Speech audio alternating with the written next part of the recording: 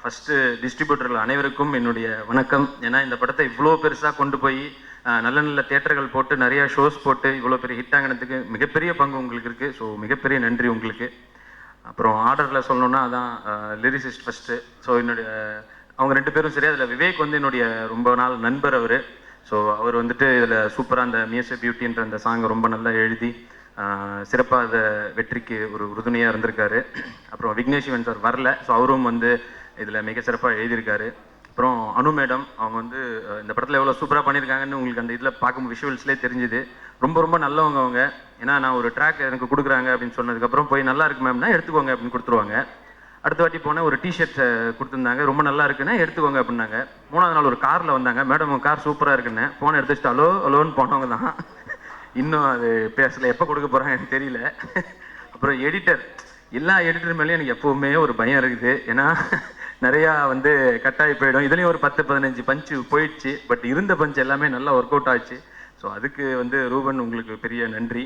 அப்புறம் இப்போ வந்து சினிமாவில் பார்த்தீங்கன்னா 3 விஷயம் கண்டிப்பாக இருக்கும். ஒன்று வந்து சென்சார் சர்டிஃபிகேட்டு, 2வது பார்த்தீங்கன்னா அந்த நம்ம ஊருக்கு என்னதான் ஆச்சு அது, 3வது பார்த்தீங்கன்னா யோகி பாபுவும் மொட்டராஜேந்திரனும். இவங்க இல்லாத படங்களே இல்லை. அது பேய் படமாக இருக்கட்டும், லவ் படமாக இருக்கட்டும், இல்லை வேறு ஏதாவது ஆக்ஷன் படமாக இருக்கட்டும், எல்லாத்துலேயுமே அவர் இருக்கார். பட் சூப்பராக பண்ணிகிட்டு இருக்காரு. நீங்கள் பார்த்த உடனே கிளாப்ஸ் வருது, அவருக்கு பேசினோடனே போயிடுது, அது வேறு விஷயம். பட் அதெல்லாம் இல்லை, உண்மையிலே அவரை பார்த்த உடனே சிரிக்கிறாங்க. அது ஒரு பெரிய ஒரு கடவுள் புண்ணியம் தான். ஸோ சூப்பராக பண்ணிகிட்டு இருக்காரு யோகி பாபு சார். அடுத்தது ரவிக்குமார் சார். எனக்கு அதான் மறுபடியும் சொல்கிறேன், அவர் படத்தில் நடித்தேன் 2 படம், அவரோட டைரக்ஷனில் நடித்தேன் 2 படம் கூட நடிச்சிருக்கேன்.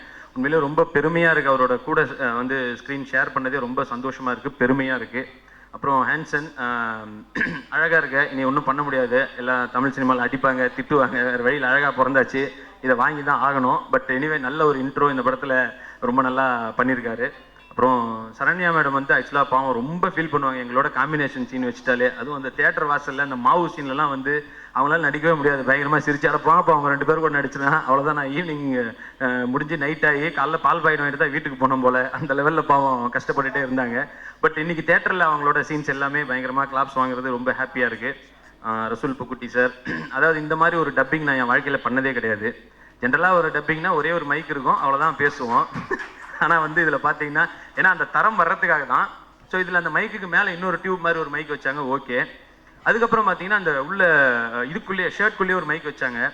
அது எந்த லெவலில் ஒர்க் அவுட் ஆச்சுன்னா, நான் வந்து மனசில் நினச்சேன் 3வது ஒரு மைக் வைக்கும்போது இன்னும் எத்தனை மைக்கடா வைப்பீங்கன்னு நினச்சேன். உடனே வெளியிருன்னு சொல்கிறார், அவ்வளோதான். ஏன்னா மனசாட்சிலாம் கேட்குது, அதில் மைண்ட் வாய்ஸ்லாம் வந்து அவ்வளோ அழகாக கேட்ச் பண்ணி ஃபுல்லாக அவர் எடுத்துடுறாங்க. பட் அது வந்து உண்மையிலே வந்து இன்றைக்கி அவ்வளோ தரமாக இருக்குது. அதை தேட்டரில் பார்க்கும்போது எல்லா ஒரு ஊரில் இருக்க தேட்டரில் கூட ரொம்ப நல்லா இருக்காது. ஸோ அதுக்கு ரொம்ப நன்றி சார். கீர்த்தி, இன்றைக்கி 2 பேரும் பைரவா ஷூட்லேருந்து தான் வரோம். நான் கேட்டேன் என்ன கலர் ட்ரெஸ்மா போட போகிறேன் அப்படின்னு. ப்ளூ கலர் அப்படின்னுச்சு. சரி ஓகே, நான் கருப்பு போட்டு வந்தேன். பார்த்தா கருப்பு போட்டு வந்து நின்றுச்சு. இப்போவே ட்விட்டரில் எடுத்து ஃபோட்டோலாம் போட்டு 2 பேரும் கருப்பு ட்ரெஸ் போட்டு வந்துருக்குறாங்க அப்படின்னு ஒன்று பண்ணி வச்சு. ஏன்னா அந்த பைரவா ஷூட்டில் நடந்த ஒரு இன்சிடென்ட்னால அது அந்த ஃபோட்டோ வச்சு அது பயங்கர யாருமே அதை சீரியஸாக எடுத்துக்கல. நான் வீட்டுக்கு போனேன். வீட்டுக்கு போனோடனே எங்கள் அம்மா வந்து கேட்டாங்க, என்னடா உனக்கும் கீர்த்திக்கும் கல்யாணம் போட்டிருக்குது அப்படின்னாங்க. நான் சொன்னேன், இல்லை சும்மாம்மா அது அப்படின்னேன். ஓ சும்மா தானா அப்படின்ட்டாங்க. நான் ஏமா நீ என்னம்மா ஃபீல் பண்ணுற, அவங்க யார் தெரியுமாம்மா, மேனகாவோட பொண்ணுமா அப்படின்னு. அப்போ பிரச்சனை இல்லை, இன்விடேஷனை மேனகா காட்சியில் வச்சுக்கலாம் அப்படின்ட்டாங்க. அடவோம் ஜென்ரல் நாலேஜில் தீய வைக்க அப்படின்ட்டு. ஸோ பட் இன்னைக்கு வந்து இந்த படத்தில் ஒரு உண்மையிலே ஒரு பிரின்ஸ் அப்படின்னு சொல்லலாம். அவ்வளோ அழகாக பிரின்சஸ், சாரிப்பா ஒரே ஒரு இங்கிலீஷ் வார்த்தை தான், அதுவும் தப்பு. ஸோ அவ்வளோ அருமையாக வந்து இந்த படத்தில் வந்து ரொம்ப நல்லா நடிச்சிருக்காங்க. அதுக்கு டிசி சார் தான் காரணங்கிறது ஒரு பக்கம் இருக்கட்டும், இருந்தாலும் ரொம்ப நல்லா பண்ணியிருக்கீங்க. அணி பற்றி அதான் இந்த படத்தில் வந்து இன்னும் அவருக்கு என்னென்னா இதுக்கப்புறம் ஹிட்டில் ஒரு படம் சேர்ந்து போச்சுன்ற மாதிரி தான் போட்டு ஃபுல்லாக ஹிட்டுன்னு கொடுத்துட்டே இருக்காரு. அதுவும் வந்து சிவகார்த்திகேயன் போது உண்மையிலே அந்த ஃப்ரெண்ட்ஷிப் ஜாஸ்தியாகி ரொம்ப சூப்பர் பாடல்களாக போட்டுட்ருக்காரு. So thank you brother. அடுத்த படத்துலையும் வந்து ஏன்னா நாங்கள் இதே காம்பினேஷன் மறுபடியும் இருக்கும். ஸோ அதுலேயும் வந்து இதே மாதிரி போட்டு தெறிக்க விடணும். சிவகார்த்திகேயன் ஆக்சுவலாக இந்த படத்தில் வந்து யாருக்காக ஓடுதோ இல்லையோ நான் மனசில் நினச்சது சிவகார்த்திகேயனுக்கு கண்டிப்பாக இந்த படம் ஓடணும்னு நினச்சேன். ஏன்னா கடந்த ஒரு 2.5 வருஷமாக இந்த ஒரு நினைப்பு மட்டும்தான் அவருக்கு. வேறு படம் போய் நடிக்கல, வேறு கதை கூட கேட்கல, உட்காந்து ரெமோ அந்த கேரக்டர்னு சொல்லிட்டு சத்தியமாக அந்த கேரக்டராகவே வாழ்ந்தார். இதை வந்து சும்மா ஃப்ரெண்டுங்கிறதுக்காகவோ இல்லை இந்த இடத்துல பேசினா இதுங்கிறதுக்காகவோ இல்லை, சத்தியமாக அந்த ஒரு நினைப்பு மட்டும்தான் அவருக்கு இருந்தது. அவர் அந்த மேக்கப் கஷ்டப்பட்டாருன்றதுலாம் நிறையா சொல்லியாச்சு ஆல்ரெடி. பட் அந்த ஒரே ஒரு எண்ணத்திலே இருந்து இன்னைக்கு இவ்வளோ பெரிய சக்ஸஸ் கொடுத்துருக்காரு. உண்மையிலே அதுக்கு வந்து ரொம்ப ரொம்ப thanks brother, thank you so much. அப்புறம் பிசி சார், எனக்கு அதான் அவரோட ஸ்பாட்டில் உண்மையிலே அவரை பார்த்து பயந்து ஓடி அப்படி தான் இருந்தோம். படம் ரிலீஸ் அன்னைக்கு சாயந்தரம் போயிட்டு அவரோட ஆஃபீஸில் மீட் பண்ணோம். அன்றைக்கி தான் உண்மையிலேயே அவர் இவ்வளோ ஜாலியாக பேசுவாருன்னே தெரிஞ்சு அவ்வளோ நேரம் சிரித்து பேசி கடைசியாக கேட்டேன், சார் ஒரே ஒரு செல்ஃபி எடுத்து கொடுங்க சார், உங்கள் இதுலேயே நடித்தாலும் ஒரே ஒரு செல்ஃபின்னு சொல்லிட்டு 4 பேர் ஒரு செல்ஃபி எடுத்தோம். அது ஒரு பொக்கிஷமாக வச்சுருக்கோம். அப்புறம் பாக்கிக்கு வந்து ஒரே ஒரு மிகப்பெரிய நல்லது என்னென்னா, அவருக்கு ரெகுலராக ஒரு காமெடியன் கிடைச்சிட்டாரு. புண்ணியம் பண்ணியிருக்கீங்க பாக்கி நீங்கள்.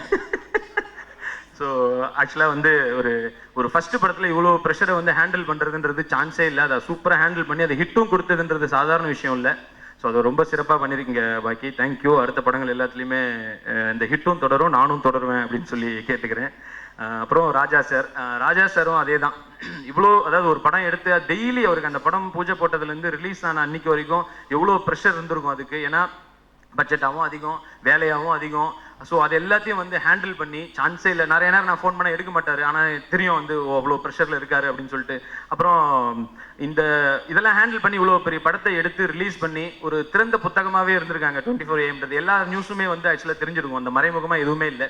காஃபி போண்டா சாப்பிட்டா கூட அது ட்விட்டரில் வர்ற அளவுக்கு நாங்கள் வந்து அவ்வளோ ஓப்பனாக வந்து அதை வச்சுருக்கோம். ஸோ இந்த 24AM வந்து இன்னும் நிறைய படங்கள் எடுத்து எல்லா படத்துலையும் நானும் நடித்து படமும் பெரிய ஹிட் ஆகணும் அப்படின்னு சொல்லி கேட்டுக்கிறேன். அண்டு அடுத்ததாக மீடியா, உங்களோட இது ரொம்ப ஹெல்ப்ஃபுல்லாக இருந்தது படத்துக்கு. ரொம்ப நல்லா எழுதி படத்தை ரொம்ப ஹிட்டுக்கு நீங்களும் ஒரு காரணமாக இருந்திருக்கீங்க. இது அப்படியே தொடரணும்னு கேட்டுக்கிறேன். அனைவருக்கும் நன்றி நன்றி நன்றி. டுடே சினிமா நேயர்களுக்கு நன்றி, வணக்கம். Please subscribe to today cinema.